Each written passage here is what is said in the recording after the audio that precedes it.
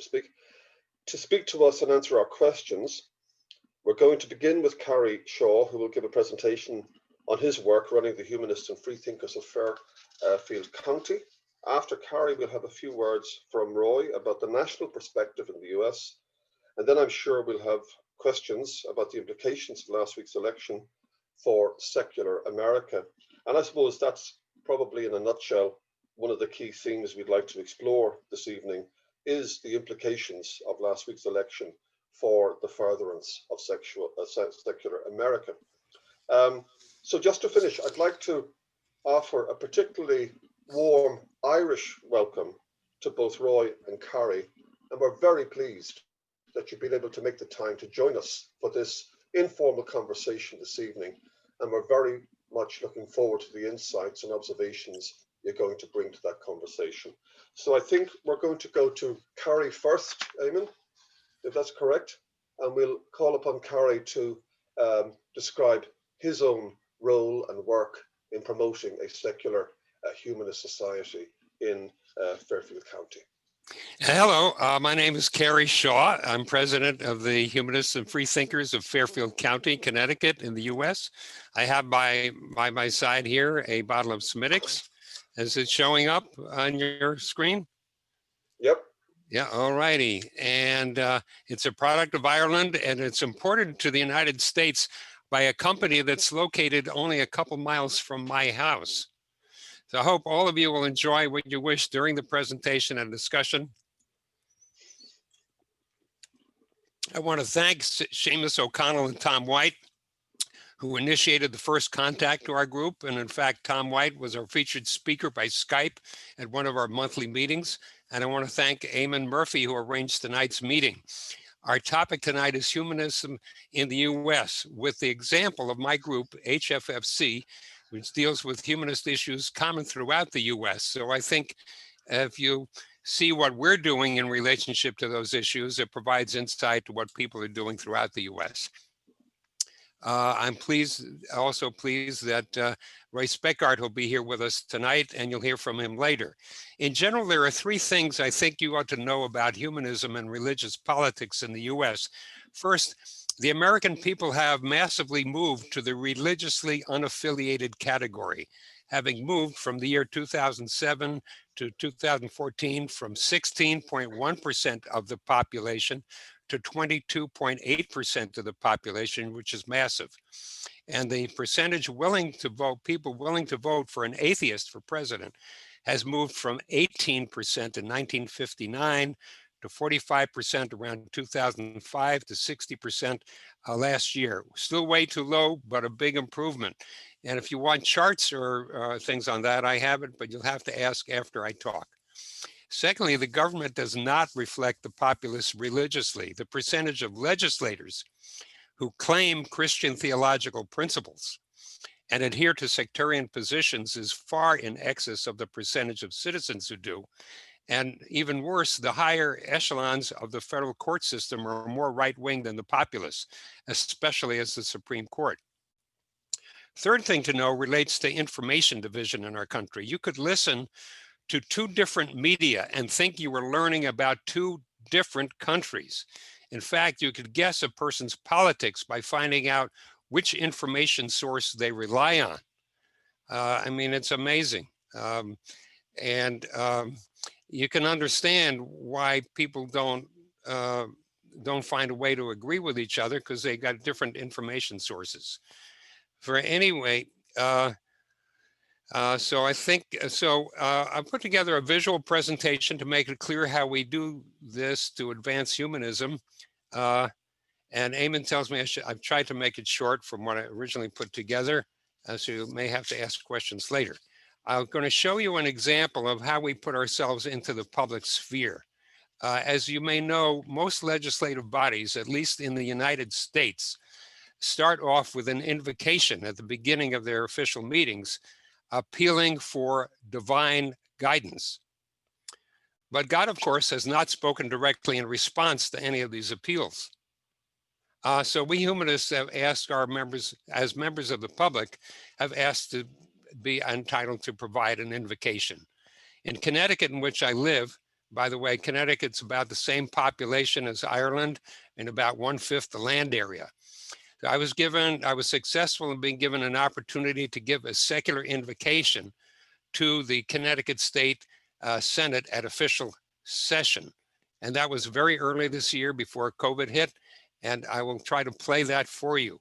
And may take a minute or two to just set this up, because I now have to change the source of the microphone. And then I have to share screen. And then I have to do this. And I hope this is going to work for you guys, and share it. And so this is about a 2-minute invocation given to the official Senate of the state of Connecticut. So let's see if we can start this. We can see it now anyway, Cary. Okay, let me go to the beginning here. Oh, I don't know if I mentioned this to you, that by sheer coincidence, this happened to be on Ash Wednesday. So you will see on some of the foreheads ash for Ash Wednesday.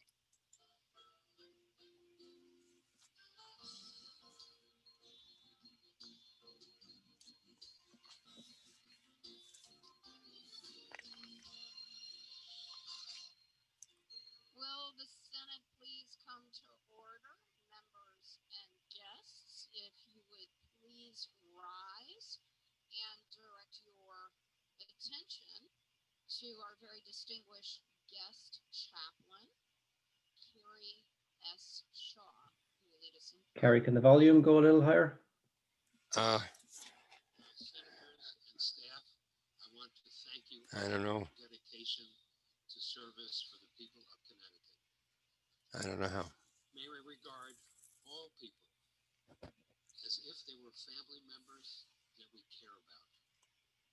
May we have a mind that reasons, a tongue for truth, an eye for beauty, a heart that loves, and empathy that serves and understands. May we encourage learning. May we safeguard freedom.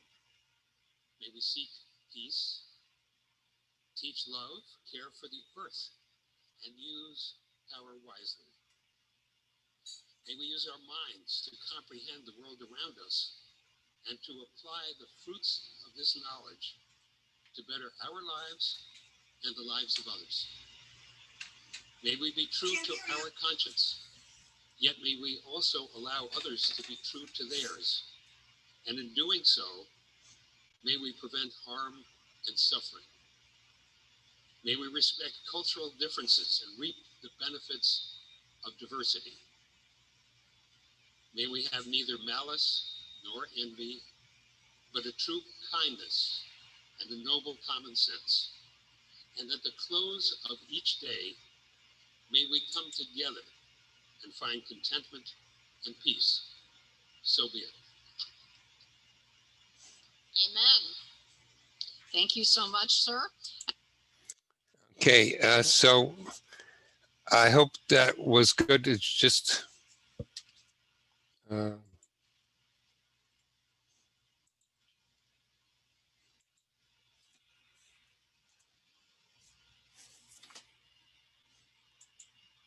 Thank you, Madam President. Just for a moment of personal privilege, please.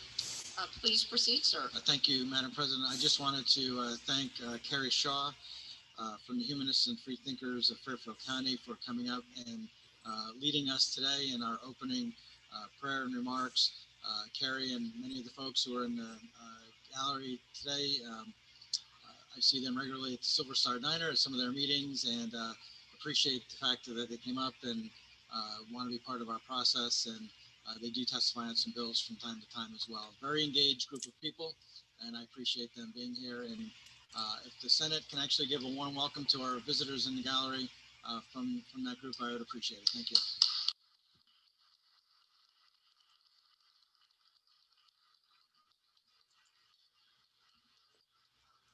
so I hope you're able to. Thank you, Madam President. I got to turn this off. On our calendar, I would like to mark on All righty. Have to just get back to our meeting. Okay. So apologize if there was a problem. Were you able to hear any of that? It was low, but I think, yeah, we got it, certainly. More or less got it. Okay. So basically it was an invocation, but it didn't involve God in the slightest. It was a secular invocation, and it kind of demonstrated for people that we believe in human values. So next up, I'm going to give you something of a slideshow. So you can hear me clearly now, right? Yes? Yep, no problem. Okay. All righty. So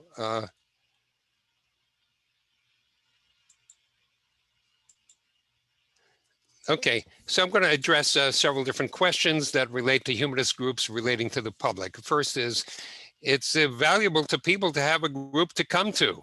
It emboldens all of us. So what our group is, we hold monthly meetings with talks. We have a science readers group that keeps up on the latest in science. We have a book group this book group is mainly nonfiction, but occasionally it's fiction and other sources as well. We have a film group. We love to celebrate the solstice. There's a winter solstice party coming up. This is a summer solstice. And now with COVID, we have online meetings and participation is vastly expanded. And every once in a while, we get some coverage in the papers. One of the questions that's been raised particularly early on with our group was, and we were founded in 2013, was what do we call ourselves? Now, most of us are independents and we say, well, we don't like to be labels. We don't like labels. But the fact is each of us has a label, and each of us in one context or another is going to be asked, what are you religiously? And we have to come up, not bore people, come up with a quick answer. So instead of having to try to decide one answer that fits everybody, to have an open discussion. And the way we led this, it was very fascinating. We might even do it again for an update, is first we put up some names of things that we might call ourselves that relate to religion or something similar. And what's the list of things that we might pick out of? So I came prepared with a list, and we drew others and put them up on a big board poster. And then we said, okay, for each of these, how many people would identify this particular name as something that they would identify with? And then finally, after a full discussion, we said, okay, if each of you has to just pick one name to identify yourself, what would you pick? And this is the result. So a third of our attendees would call themselves atheist. And as a matter of fact, as a result of the discussion, they felt more enthused and more comfortable with doing that. Another percent said secular humanist, freethinker humanist, and there's a whole bunch of different things. So I know one person was not at the meeting who calls herself a radical agnostic. But the advantage here is it brings us together without all having to agree on exactly the same thing. I like this cartoon. Oh, great guru, why are we here? I don't know about you, I'm here because of arthritis. I mean, we have to think of credible, interesting answers to things. So another thing, how do we get the public to realize we're here? And one method is tabling. That's when there's a public event. We set out a table with our literature, we talk to people, and each time we do that, we encourage the knowledge in the general public about us. And we have fun doing it. And one of our members brings a bubble machine, it tracks people, and another member has a big poster describing what we're at. And a big billboard. This was not our initiative, but we're happy to participate. And this is a billboard along the highway. Are you good without God? You're not alone. And this advertises a website to go to, the Connecticut Coalition of Reason.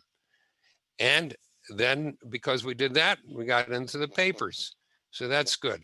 Part of our value is charity. We care about people.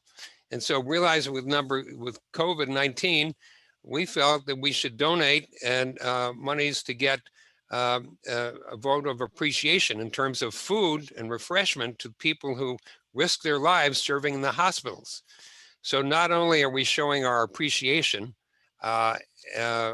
to people who are working in the hospitals, but also we're helping out the restaurants that we're paying them to develop some goods, and you're paying them for the goods and for delivery to the hospitals.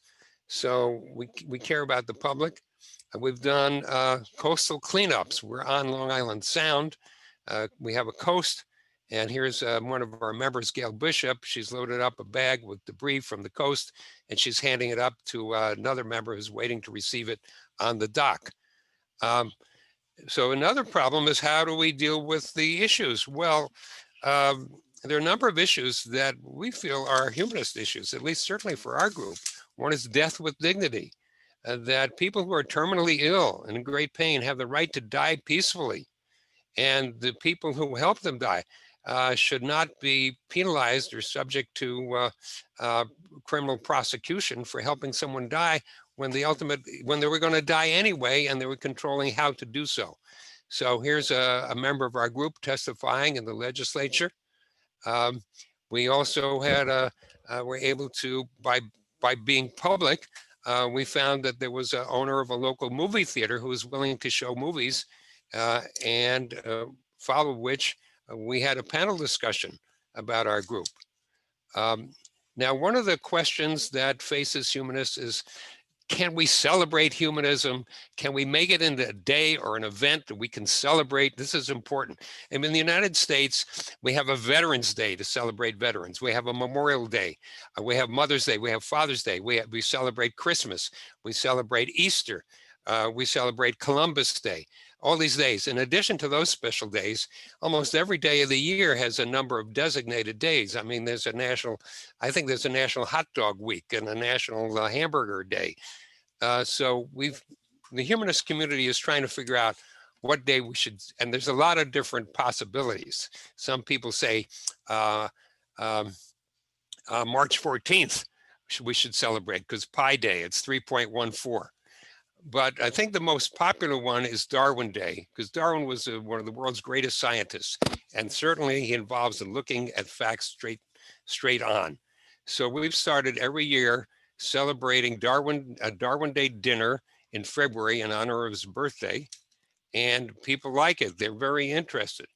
And so we decided to go even further, to speak to our congressman, to ask him if he would introduce into the national legislature a resolution to name a day in February as Darwin Day. So here's a picture of our Congressman, Jim Himes. He's on the left in the light blue shirt. I'm on the far right. And the meeting started very, very seriously. But an event happened that really lightened it up and made everybody giggle. And but I don't have time to tell you that right now. You'll have to ask me in the Q&A what that was. But at any rate, we provided him with a plaque, and here's a picture, and you can see by the picture that we are nonconformists. So another issue that humanists face has to do with town greens, because most cities and towns have a green, a public place. Maybe it's near the State House, maybe it isn't. And that should be a place where members of the public can display. But if you look at this picture carefully, at this green, which is in the town of Bethel, in the background, you'll see a wooden structure. That's a nativity scene, baby Jesus in the manger, called the creche. And year after year in this town of Bethel, that was the town display on public property with public monies, a Christian nativity scene. So this guy in the green uniform, his name is James Nadio, he's a member of the town. He said, hey, we deserve an equal spot.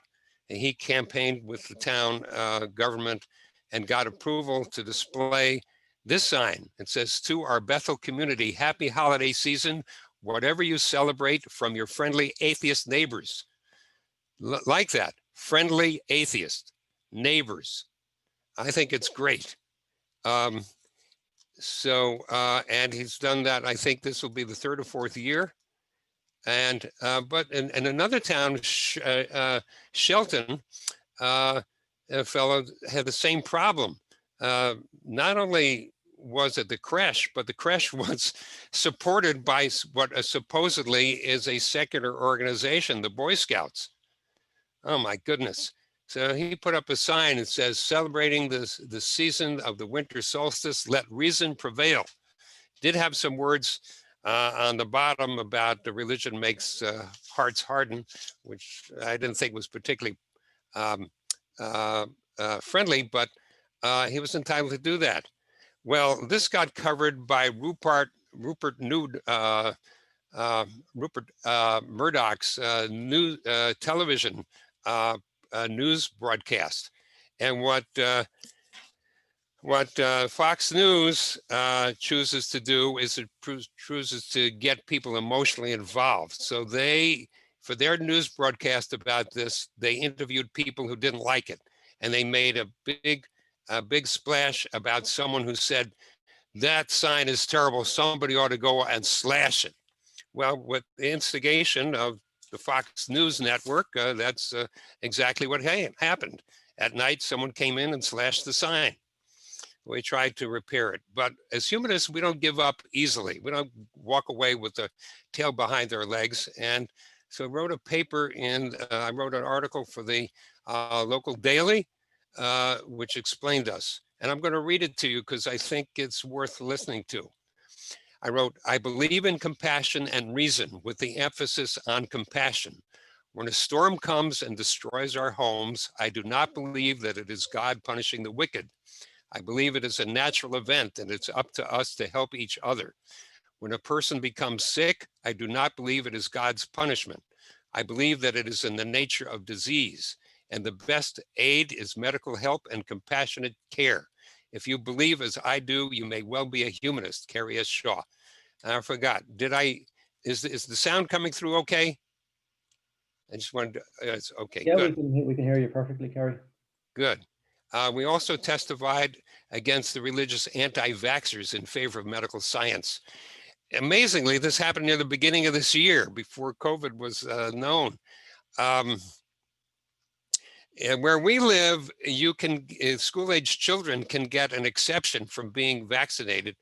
They can get a medical exemption, but they can also get a religious exemption.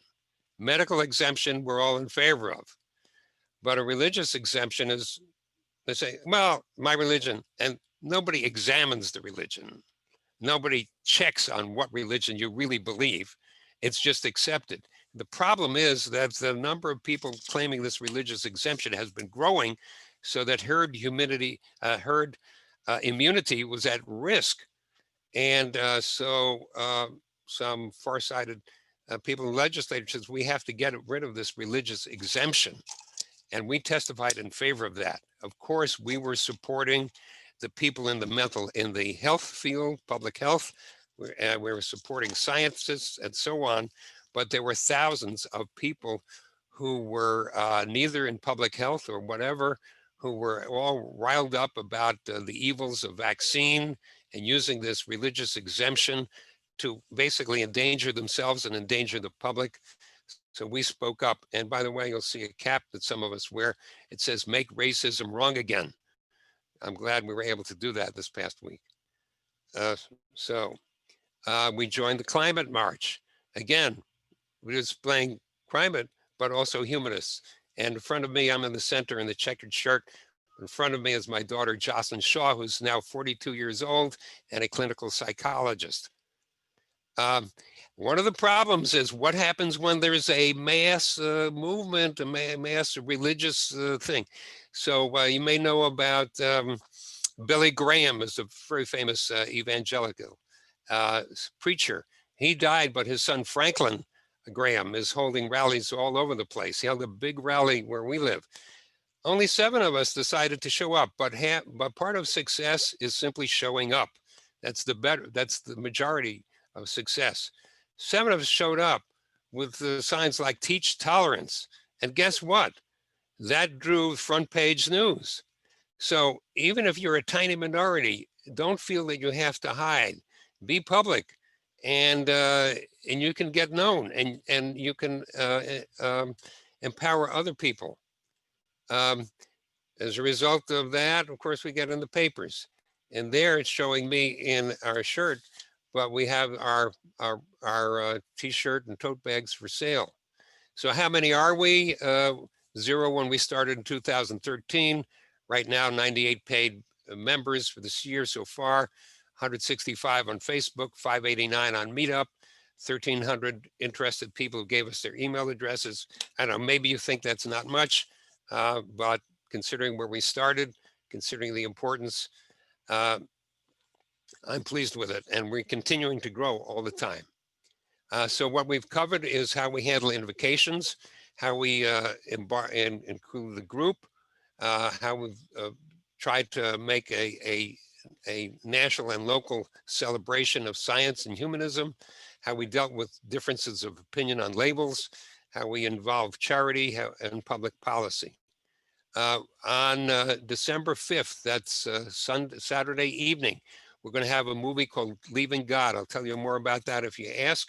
And that'll be 7 p.m. our time, 5 p.m. midnight your time, but it'll be by Zoom, and we have we're engaging the director of this film. It's a very personal story, and as well as a national social story. For more information, we have a website. You might want to write this down, hffcct.org. Stands for Humanists and Freethinkers of Fairfield County, Connecticut. And there's a button here for activities, list the activities. There's also how to join, a blog, discussions, and everything else. So that's where we are. Thank you so much for giving me your time. You can have questions or introduce Roy. It's a great pleasure to be with you.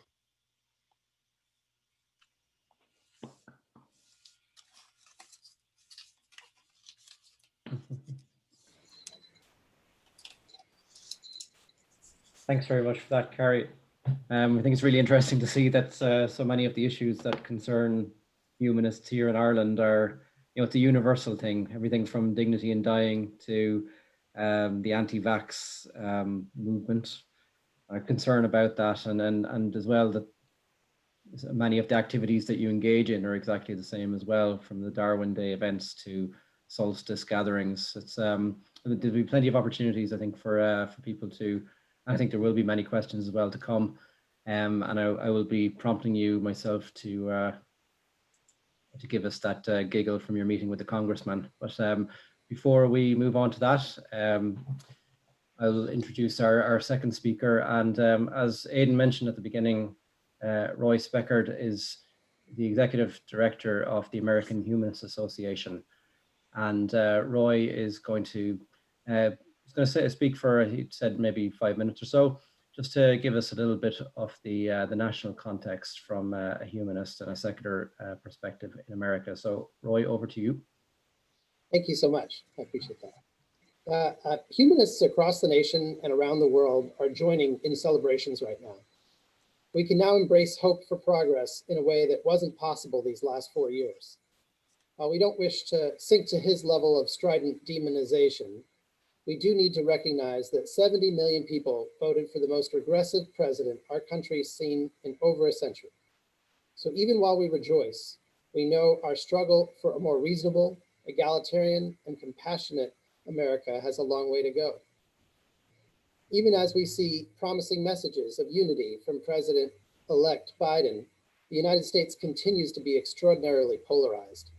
On one hand, people are organizing for civil rights and Black lives in numbers and effectiveness that hasn't been seen in decades. Progressives are moving beyond past levels of awareness, learning about their privileges, doing the work to understand the course of history, and committing to being allies in making a more just society. We're seeing important symbolic changes as racist Confederate monuments are torn down, as well as deeper changes as leaders who mistreat women and others are publicly held accountable. On the other hand, humanist values are being threatened here in the US and around the world like never before. We have a president who has yet to concede his recent election loss, threatening the very core of our democratic process. So far, Trump has largely succeeded in his claims to be above the law since he hasn't faced any consequences for his misdeeds. Even if he departs quietly, the legacy he leaves is one the humanists will have to work very hard to correct for many years. Donald Trump should share in the credit, however, for taking our country backwards with far-right religious conservatives who were either enabled by Trump or actually used Trump as cover for their partisan sectarian agendas. Now, legislative progress in our Senate has ground to a halt. Our administration continues to bungle our response to the pandemic, and federal benches are populated with judges who don't acknowledge the rights of atheists or respect the longstanding rights for women, LGBTQ people, as well as Black, Indigenous, and people of color. What's going on in the courts is also a fundamental shift in how the separation of church and state is viewed. It used to be that religious freedom was essentially on par with other freedoms and civil rights. But now a warped view of religious freedom is being seen where it has become a weapon used to pressure people to conform to narrow moralities of religious political extremists. Recent rulings are allowing state governments to fund religious institutions and raise religious freedom over other types of protections. It's not just humanists recognizing this problem either. A statement signed by mainline rabbis, ministers, and bishops, and other religious experts expressed concern that government's attempt to elevate religious freedom above other human rights will weaken religious freedom itself and undermine respect for universal values of human dignity. While the stage is set for legally protected religious discrimination to increase into other areas, so far we see it most often being applied in order to shrink reproductive rights for women and human rights of LGBTQ people. In some states, pregnant women seeking abortions confront mandatory waiting periods, confront harassment outside abortion clinics, and may be forced to undergo and watch ultrasounds before accessing their right to abortion services. Schools in some areas are not allowing transgender students to use bathrooms or locker rooms in accordance with their gender identity.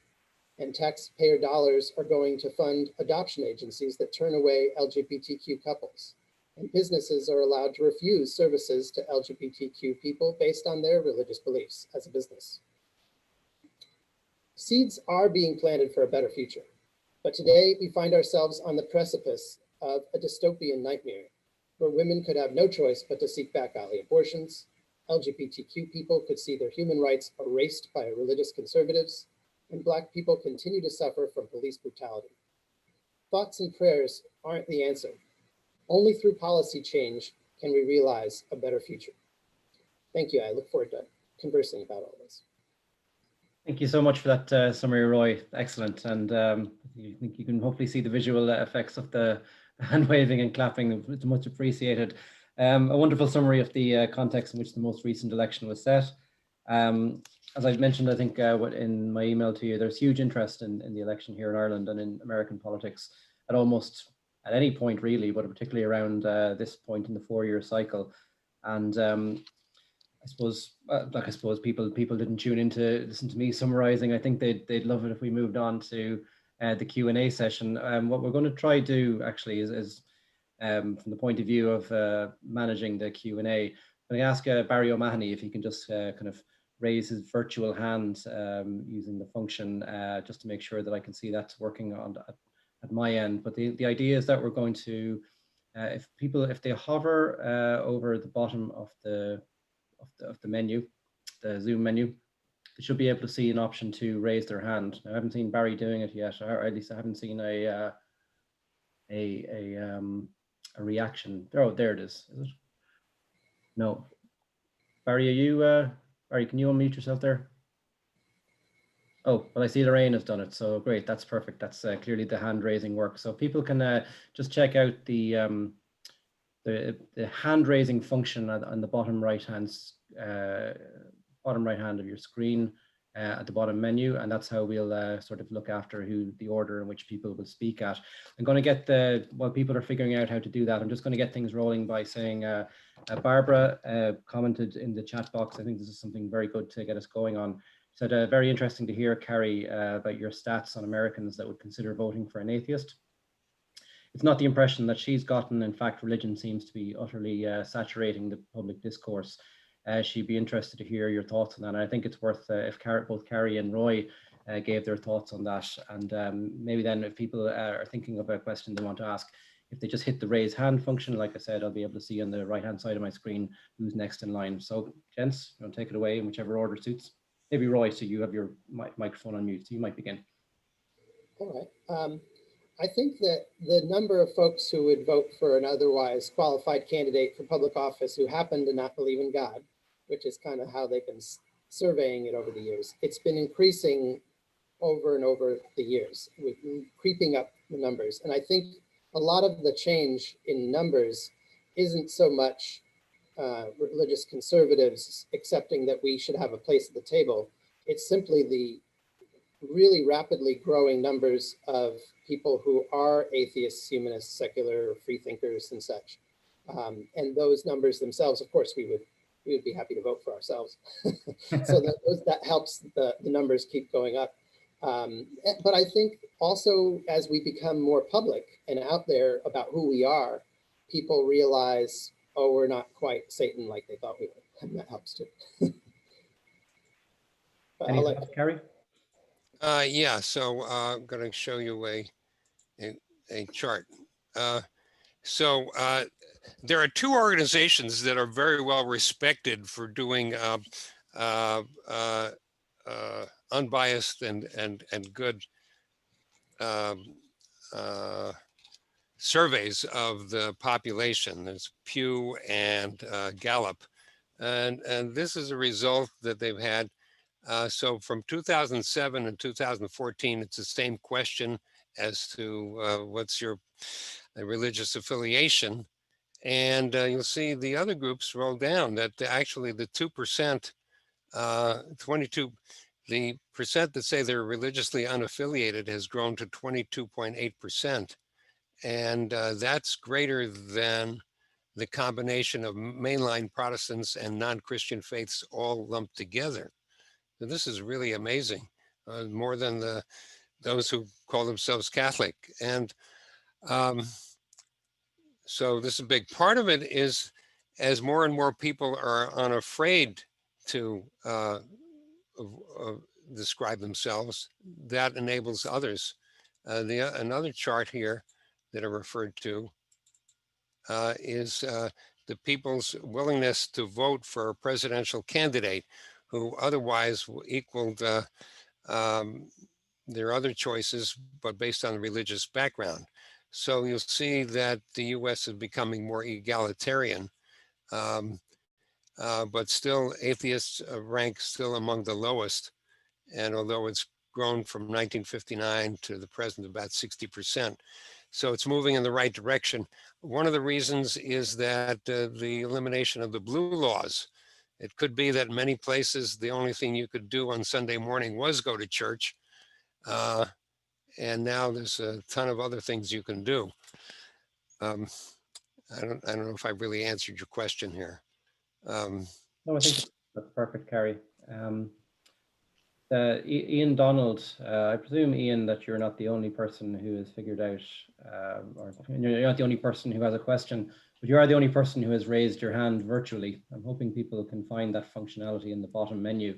But yeah. So in the bottom menu, it will say participants. So if you hover down the bottom and you click on participants, you'll see a list. And then when you see the list at the bottom right, it says raise hand, and you press that button and Eamon will be able to see you. Ah, perfect. Thanks very much for that, Cary. I can't see it. As the chair of the meeting, I can't actually see it. But Ian, you're up if you want to ask. If you'd like to ask a question of Roy and Cary, you can unmute yourself there. Yeah, Eamon, we in fact we did press the button by mistake, but nonetheless, I suppose one thing that puzzles us most is the number of people who voted for Trump, and I'm just wondering what's the feeling now? Was Trump a necessary item in the US to wake people up from the start of his period? Did the US need Trump to waken up something in the country? Well, maybe I can answer some questions. Of course, it's a mystery to us. I mean, really, I'm totally surprised that many people would vote for Trump. I should point out that in 2016, the voters, the voice of the voters, Hillary Clinton got 3 million more votes than Trump did in 2016. But what happens is we have an electoral college system that weights heavily the people in the very rural areas. Their weight, on an individual basis, their voice weighs a lot more in the counting of the votes by state. So that's a problem right there. As you know, it was a squeaker, and yet in this election, 74 million to 70 million was clear. When I've tried to ask various, because I don't know anyone personally who's in favor of Trump, but when I see someone with a Trump sticker or MAGA hat, I've asked them. And the one thing that seems to be common is the news source.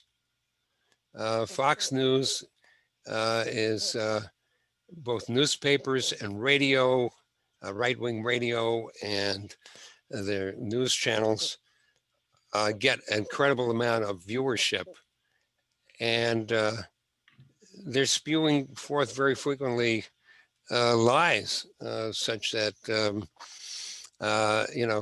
on the Fox News network, they're constantly saying that Joe Biden was in favor of defunding the police. Well, if you believe that, that's all you need to hear to vote for Trump, for goodness sake. But it's a total lie. So there's a number of other things. Maybe some of the policies of Trump's wouldn't be so bad if they were implemented in a rational way and were, every country has a right to limit the amount and kind of its immigration. The U.S. has a problem with the balance of trade for goods with China. So when you hear about these issues, there are some people who thought that Trump could handle it, but to believe his lies that he did is something different. And there's a number of possible reasons, but information is one of the key. That's a good point, Cary. I'd add to that, and I see, by the way, Barry has his hand up, but I'd add to that there is, a segment, maybe 20–25% of our country who take a view that is more fundamentalist leaning, religious Christian. And that group probably makes up at least a third of those who voted for Trump. And understandably, they would vote for Trump, in part, even though Trump is pretty irreligious as people can go. But his policies have been favorable to them, especially on issues of abortion. And so many people, abortion was a big factor in their choice for this election. And so a lot of this religious core of folks who make up at least, like I said, a third of Trump voters, if not close to half, those folks were kind of putting aside their values regarding what's right and what's wrong and just saying, okay, we just got to stomach this and get this person elected again so that we can fight abortion. And I think that was a big factor. But another big factor certainly is the information, the lies and so forth that different outlets presented. But I think another big one too is an underbelly of racism and sexism and homophobia that exists in this country that didn't show its face so much during the Obama presidency, but did show its face in those who voted against Hillary and those who voted against Biden this time around. I think that's something that we have to grapple with as a nation for sure, and as a world, since these issues exist everywhere. Thanks, Roy. Next up in order is Gabriel O'Brien. Gabriel, do you want to unmute yourself? Yes. Hi, good evening. I suppose I'm continuously surprised by the strong narrative that religion has played in the most recent American political campaign, and indeed probably often espoused by people who, from the outside looking in, don't live that out. And my main question really surrounds, why don't the journalists and media challenge these individuals more? and show them for the, you know, the ironies that they live out in their day-to-day lives. That's a tough one. Maybe I'll take a stab first this time, Cary. But I think that part of it is there's a taboo that exists despite Sam Harris' effort to get rid of it years ago, against criticizing religion in this country, for sure, where people are hesitant to say that religious people or a religious group is being unfaithful to their values or taking their values in a way that's discriminatory or problematic. They give them a pass in a way that's quite unfair and problematic, and frankly, something we have to challenge. So for instance, when the Amy Coney Barrett, the Supreme Court Justice, was appointed, a lot of liberal groups in Washington, D.C. were told, don't talk about her religion. We're going to be seen as anti-religious if you do. So don't talk about her religion. And but her religion, of course, was driving her far-right views. So it's this unfortunate reality that we have to face, that even those who are our allies are unwilling to address some of the core issues. But it's a very good point.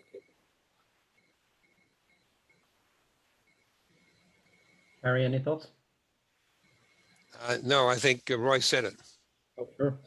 Okay, Jim Garvey, you're next if you'd like to unmute yourself. And just a reminder as well to people who wish to ask a question, they use the raise your hand function, which hopefully I believe is at the bottom of the screen, although like I said, as the meeting host, I can't actually see it for myself. So hopefully if anybody else needs to correct me, they can do so. Jim, take it away.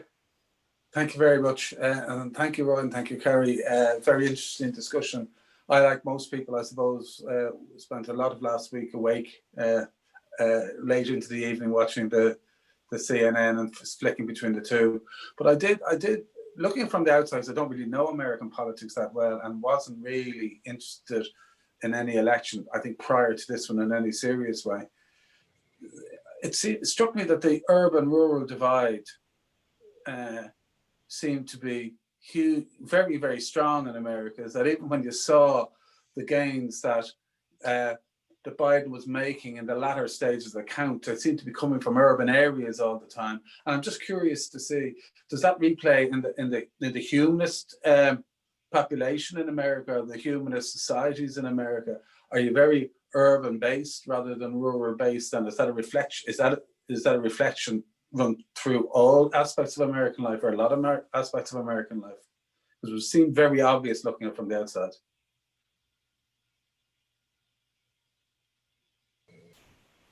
You want me to take a stab, Cary, or you want me to go on this one?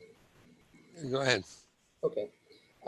We do find that liberalism, humanism, secular ideas do track with urban aspects in the United States. So when I look at if I plotted our 30,000 members across the country, they would be primarily on the coasts, in the cities, some exceptions in Chicago and other cities in the Midwest.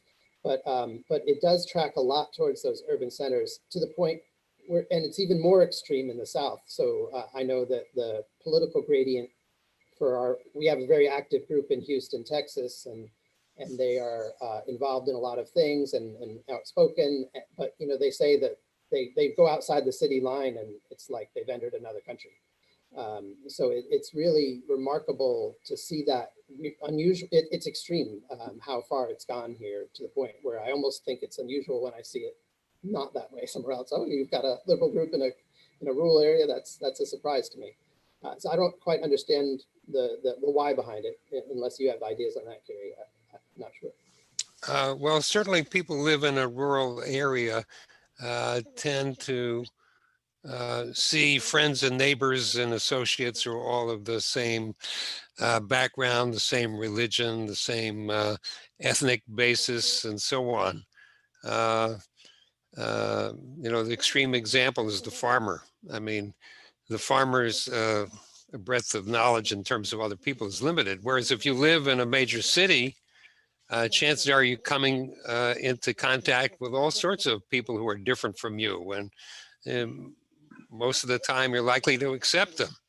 You know, you meet blacks and whites and tans and whatever, and you live with it, and it seems to be peaceful. So certainly that's part of it.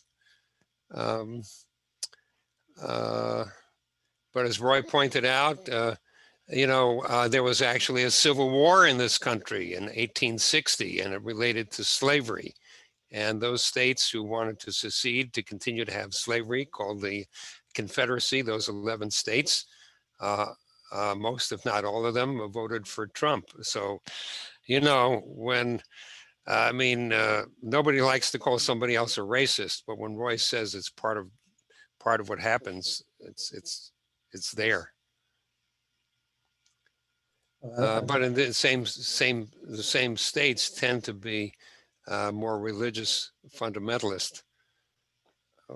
As a Carlow man, I don't want to be accused of being anti-rural, but I guess what we're talking about, I guess, is a feature maybe of Irish politics as well, to a certain extent, that if we look at, say, the most recent referendums in Irish politics on abortion rights and on gay marriage, some constituencies or some electoral wards within Dublin and the major cities returned upwards of 90%, 95% in favor of gay marriage and in favor of extending abortion rights to women, whereas the areas where the vote was a lot tighter, and in some cases where there was an anti-reform victory, were actually the more rural areas. So I guess it's probably not just a feature of the United States, although some aspects of that seem to be exacerbated, certainly.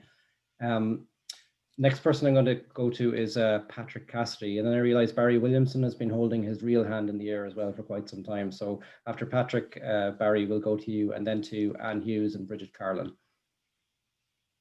Hi, Roy. Hi, Cary. It's just most of the points that I wanted to raise have been dealt with. I guess as a function of the week that we're in, we can't help but focus on a little bit, certainly on the American elections. And the thing that really struck me, I think you've already dealt with it, but the amount of people who would profess themselves in the United States to be non-religious, I think it is around 23%.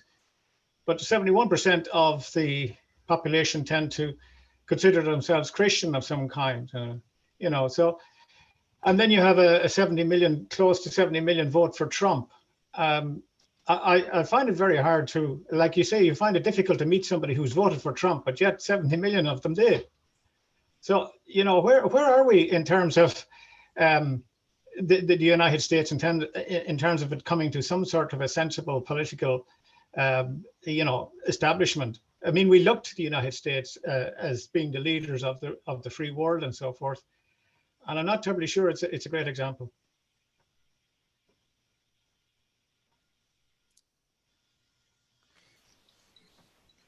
I don't know if it helps. I have a neighbor, I haven't asked his politics, but I can guess, okay? He feels that he was out of a job because an undocumented entry to the United States from Mexico or somewhere less of the south of the border was willing to do the same job he did for about half the pay.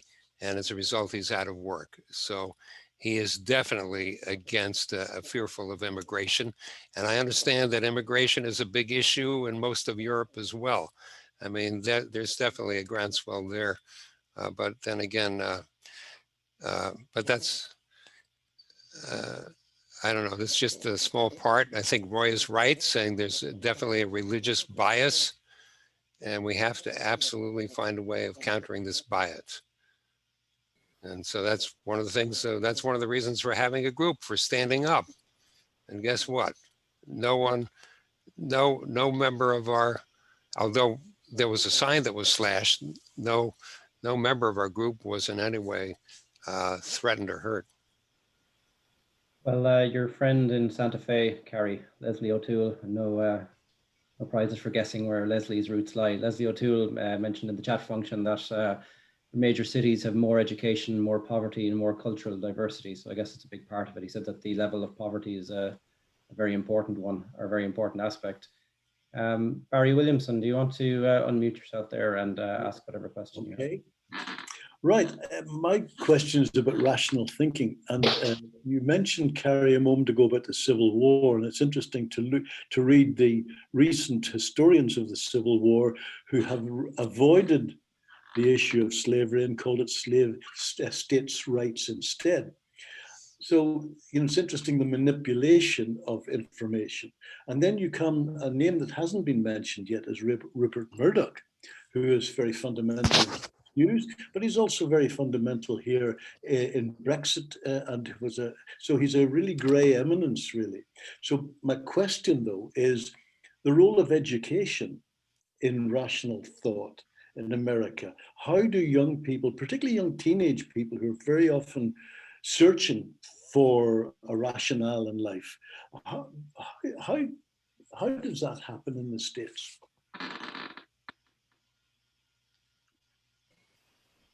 There's different ways it's happening and different ways it's not happening, of course. So, for example, a lot of more urban schools include international baccalaureate type programs that include theory of knowledge classes and ways to think about things critically and study statistics in ways that are critical.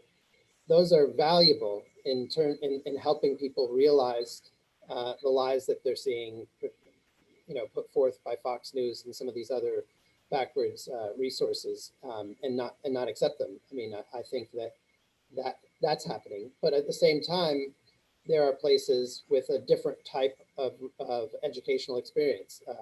One of our reporters, who happens to be a humanist in New York, Michelle Goldberg, has talked about this excessively, but there's almost a whole nother parallel educational system going on in some areas where people's textbooks, paint this rosy picture of America that never had any racism and never had all these struggles to deal with, and it has a very Christian-oriented perspective embedded in it, even though it's public school, and they're learning and going through this silo and into a different reality than those who are actually studying history properly and looking at the science accurately. So unfortunately, the polarization is becoming more polarized because that education system that you point out isn't as universal as it should be. It challenges the institution a bit. Yeah, so clearly, I think everybody on this call knows that very often the religious groups are better organized and more authoritarianism. There's a comedy movie called Animal House, which is a parody on American movies, where a guy stands up in the middle of a crowd, "This is outrageous, follow me," and nobody follows him, nobody. That could be a parody on our movement, because when, especially the Catholic Church is very good at this. The Catholic Church wants a mass movement to go visit the State House. Their only problem is how many can they get as enough buses to fill all the people who are going to go there. So they're ready and active. So the challenge for us is to be ready and active too. Very true. Anne Hughes, do you want to ask a question here? I see your hand is raised. You can unmute yourself if so.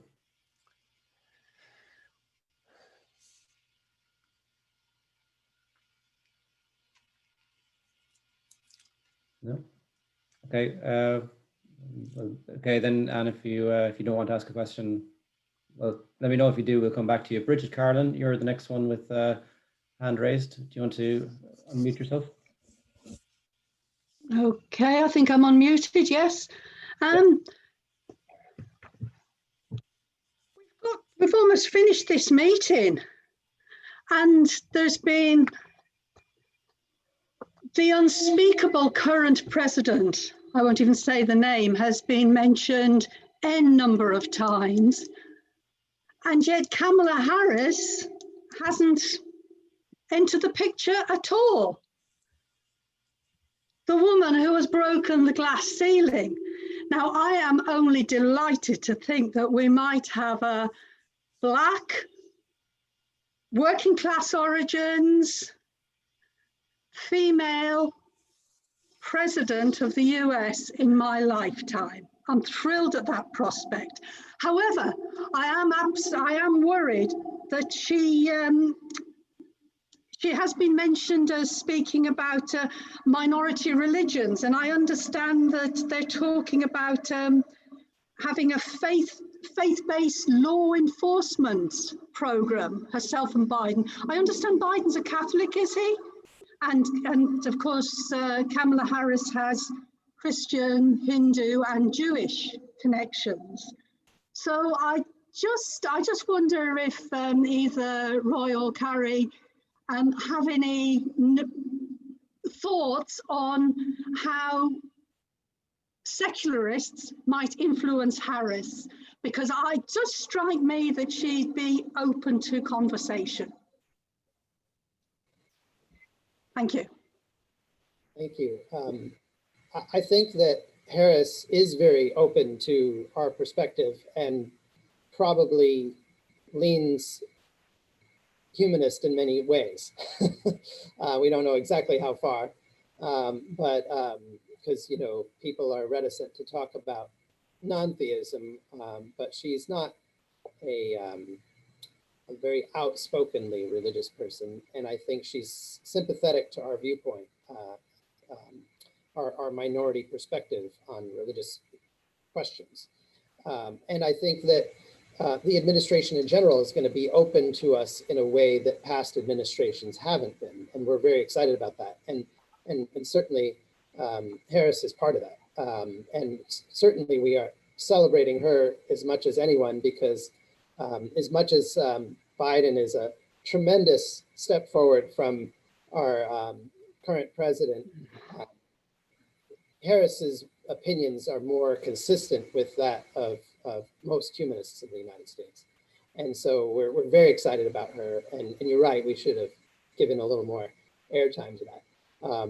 But I think that the administration in general is going to be open to our involvement. Right now, for instance, AHA always, the American Humanist Association always looks for ways to get involved with government and to make our impact known. And even during Trump administration, we found some ways to do that, working with his ambassador for international religious freedom, Sam Brownback, who is a very religious fellow, but is one of those honestly religious fellows who appreciates other people's perspectives. And so we've been able to work on international religious freedom issues against blasphemy around the world with his support. But I feel like the door is open much, much wider in January 20th, when our president and vice president-elect take office. We have a lot more opportunity to look forward to in the administration, if not in the courts. I enjoy this meeting so much, and I wish I could continue with it, but I have an urgent family commitment that I cannot avoid, that Eamon knows about in advance. So I'll be tuning out, but you're in good hands with Roy. I love it. Would like to hope to be in contact with you guys later. Thank you, Cary. I think a round of applause for our special guest for the evening, Cary Shaw of the Humanists and Freethinkers of Fairfield County. Your contribution is much appreciated, Cary, and I know that you've got a good connection with some of the Irish groups out west, and that'll be maintained afterwards. Anne Hughes, I see you have yourself unmuted there. Would you like to ask your question? I have, Eamon. Sorry, it took me some time to get unmuted. It's a more general question, not particularly humanist related, but I really would like to know, do the Trump voters, are they aware of how deeply unpopular their president is in almost every country outside of the US, in a way that no other president that I can remember in living memory was? They probably do not care, but I would just be interested in knowing if they are aware of the antipathy that is pretty well general to their beloved president. Well, you're on your own now, Roy, so far ahead. That's hard to say. I mean, my parents, I look to them as an example. I know I should look at more statistical and general information, but when you get down to what people actually believe, it's trickier. But my parents both voted for Trump the first time around, and then my mom realized she made a mistake, and she was already ready to vote for Biden. But my dad still voted for Trump. And I think part of that was the Fox News is his primary news source. And as Cary talked about earlier, that influences people a lot when they think they're being spun a bunch of lies that sound to them reasonable, and even though they're not. But I think when it comes to the embarrassment that we have around the world, humanists realize this a lot because we tend to be people who travel a lot, and we just, you know, head in shame over the last 4 years when we go elsewhere. But I think that a lot of Americans are isolated to the point that they just think, oh, you know, foreigners are just thinking different thoughts, and who cares what they think? And yeah, Trump should be taking that money back from them. And why are we giving out money around the world? We should use that on our own people, you know, and, you know, just out there thoughts, you know, that don't really connect to foreign policy in a logical way. But I'm afraid that kind of thinking does influence a lot of these 70 million who cared about, to the degree they cared about foreign politics at all, that they saw it in this very negative light. Like we should just be isolationists, which is sad, and something that we have to overcome in order to make this more of a global population and global understandings. Great. I think the next just in a moment we'll bring in Leslie, who's attending from New Mexico. But just before we do, I think Janie Lazar has left, but Barbara or Patrick, would either of you like to unmute yourselves and just give the people in the room, the virtual room, so to speak, a little bit of information about the event that's taking place tomorrow evening? Hey there, I can do that, but I was just in the middle of typing a comment there from the last comment there that you made. So just let me get up a notice here. Beg your pardon, just bear with me for one tick. So thank you, Eamon. Yes, many of you, I think, if not all of you, know Janie Lazar, who's with South Dublin Humanists, and she's spoken a lot at various events. So Janie is organising an event which will be on tomorrow evening by Zoom, and it is an online meeting about I suppose an invitation, she would put it, to join with us to explore some of the issues affecting our ability to exercise choices in our autonomy in our choices, and to help us live well as we move towards end of life. So it's about making compassionate choices, being informed, and opening up the conversation. And it sounds like, I know Janie's put a lot of work into this. I'm really excited to be there tomorrow evening. It sounds like really a really interesting agenda. So we're going to have contributions around legal issues, doctor-patient relationship, personal experience of a carer. We're going to have an international perspective. We're going to be hearing about the legislative position. Speakers include Justin McKenna, who many of us know. I don't know if Justin's here with us this evening. Justin's a solicitor. Trish Healy, who's a psychotherapist specialising in palliative care. Carrie DeYoung is a family psychotherapist and clinical psychologist, who was also a teacher of mine, so that'll be actually lovely to see her. Mary Panko is president of New Zealand End of Life Choice, and I just think it's thrilling to have her present to us after the recent developments in New Zealand. And also, of course, our own Alan. I think I saw you on screen there, Alan Tuffrey, former university academic and student services specialist, and also Jean O'Kenny, TD People Before Profit, will also be attending. So as I understand it, if anybody is interested in attending, if anybody who's not already booked in is interested in attending, what you need to do is make contact with endoflifeireland.ie, and I will type that in. Can somebody else who's there and familiar maybe correct me? Am I correct that is the way to go about getting the link? Yep, that's right. Great. Okay, I'm just going to type it in. Eamon, I thank you. Thanks. Sorry for throwing that at you without warning. No, that's. I think anybody interested in issues around dignity and dying and choice at that point of life, this event is well worth attending. Leslie, do you want to unmute yourself there? Hi, thank you so much. I also want to thank Cary. I helped start the group in Connecticut with Cary back in 2013. But now I live in New Mexico and am in another group here. But he knows my background. My background is, I love to get a little brogue in there. My grandmother, I have citizenship because of my grandmother. And it's been so wonderful to listen to you all tonight. You know, it just makes my heart warm. But I did want to say something because, oh my God, you all think that we are the craziest, sickest people in the world. And some of us are, but bigotry, and I don't care if it's cultural, monetary, educational, religious, bigotry. I mean, we all have a little bit of it, you know. I hate stupid people. I'm a bigot. But Trump is sick and he knows how to dig and catch people at their ugliest.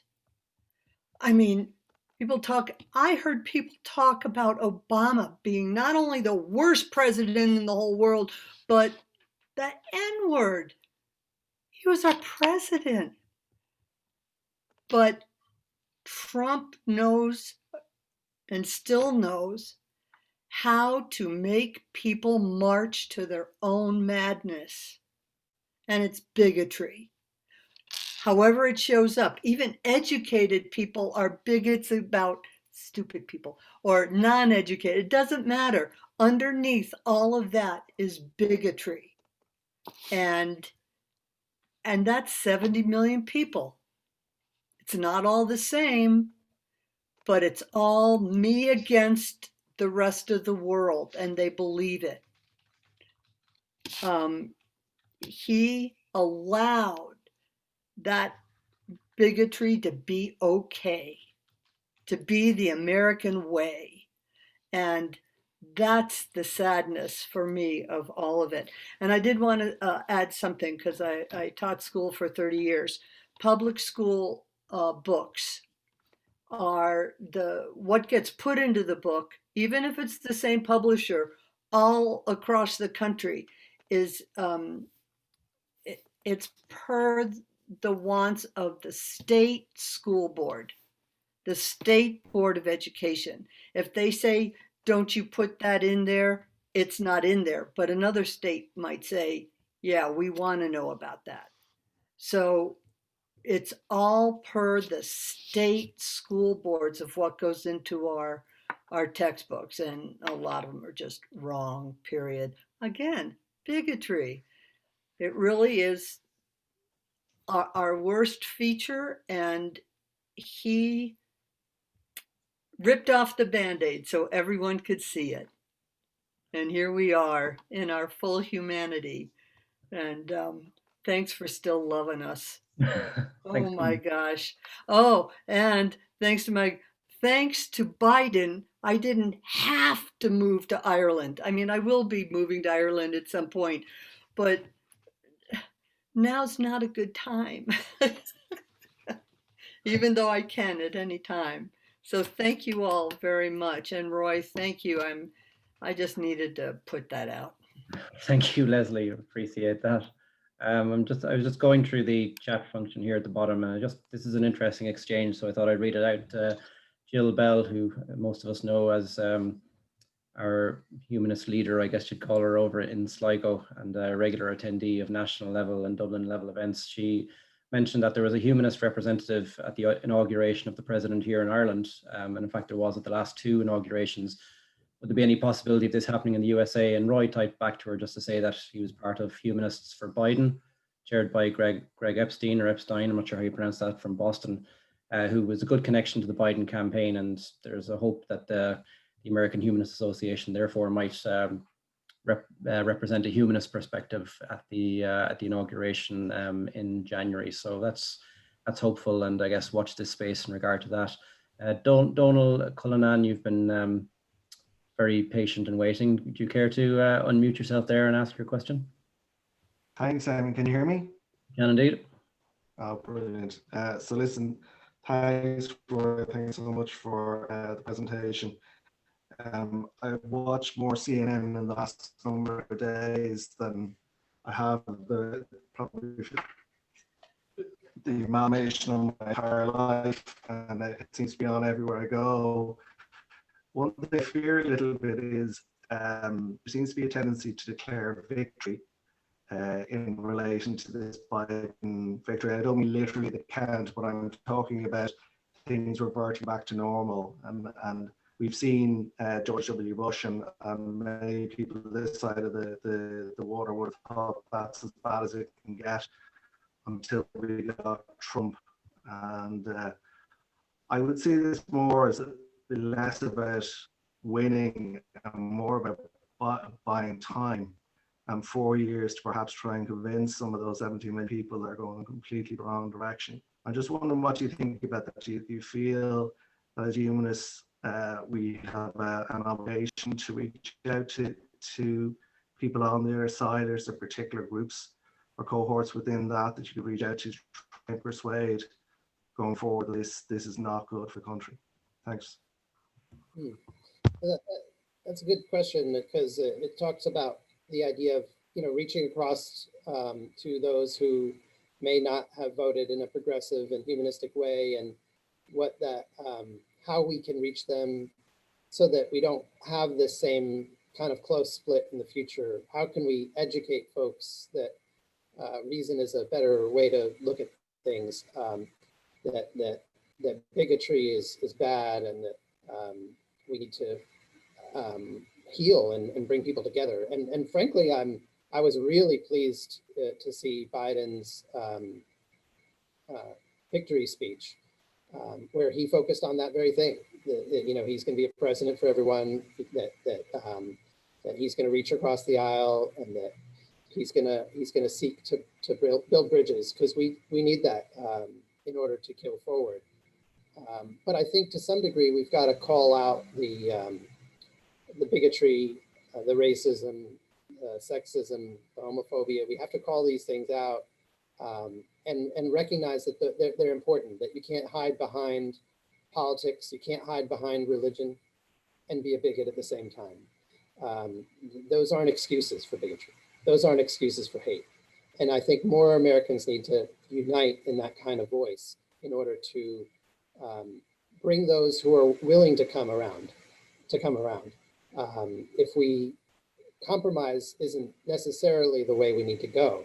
We don't need to say, okay, well, we'll bring in some racist, bigoted folks to talk about this, and we'll listen to what they have to say, and we'll all work along. No, I don't think that's the way to go. It's not compromise. It's education. It's boldness that we need to see from the liberals and the progressives and the Democrats. Boldness about where we need to go as a country, so that those who are willing to take that step will come along with us. And I think that's going to take some time, but having people at the helm who are willing to speak the truth is going to help. So we've got 4 years to work on that. We're coming up to 9 o'clock, Eamon, so is it time to wrap up? Okay, we said we would.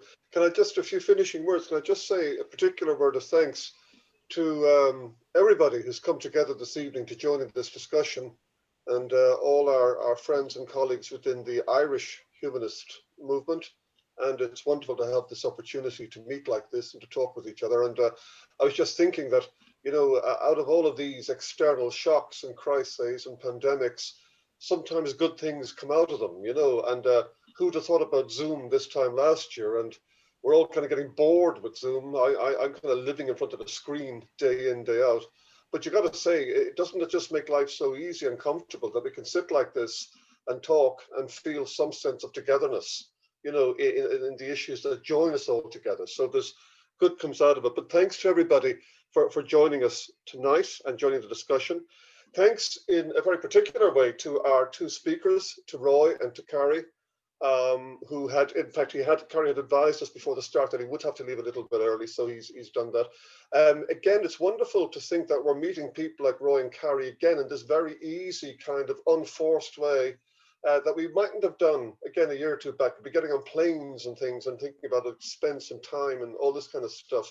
And here we are now, as I say, just in this very relaxed way, Tuesday evening, having a conversation. I'm intrigued, and I'd like to say thanks to Leslie for joining us from New Mexico, who seems to have one foot in an Irish humanist camp and another foot in a New Mexico humanist camp. So you'll have to make up your mind, Leslie, on which camp down the line. But it's great that you're able to, again, take time and join in. So thanks Good to thing everybody. I have 2 feet. Maybe you have a third one, I don't know. Just a normal or usual thing we say here that if anybody who's joined this conversation has any questions about the Humanist Association of Ireland or about humanism, feel free to email us, and any issues you want to raise at events@humanism.ie, that'll catch us and we'll be able to come back to you. We will be taking a break from events for the month of December before reconvening again in January, when we'll have a presentation from David McConnell, and we'll have more information on that to come. I'd also like to say a particular word of thanks to Eamon Murphy, because Eamon does, like all people who do stellar work, it always seems to be behind the scenes. It's never front of house. It's always back office kind of work. And Eamon's doing all that work now and making all these events happen. And as I said, a hugely insightful and enjoyable events to participate in. So they wouldn't happen without Eamon. So thanks very much, Eamon, for that. And I hope that as a consequence of this meeting, having hooked up with some of our American humanist friends and colleagues, that we'll find opportunities and ways maybe to stay in touch by email and just stay connected, because we all have such, I think, an urgent agenda to try and progress. And I think I saw a note popping up on the screen. Somebody joining the meeting said, once again, it reaffirms how much we have in common that reinforces us and joins us together rather than looking for differences. So I think tonight, it's just great to see that we have this common agenda and we need to make urgent progress on it. So thanks very much. And again, it only remains for me to say thanks for coming, thanks for joining in, and we look forward to seeing, if not everybody, most everybody, the next time we do this. Thanks again.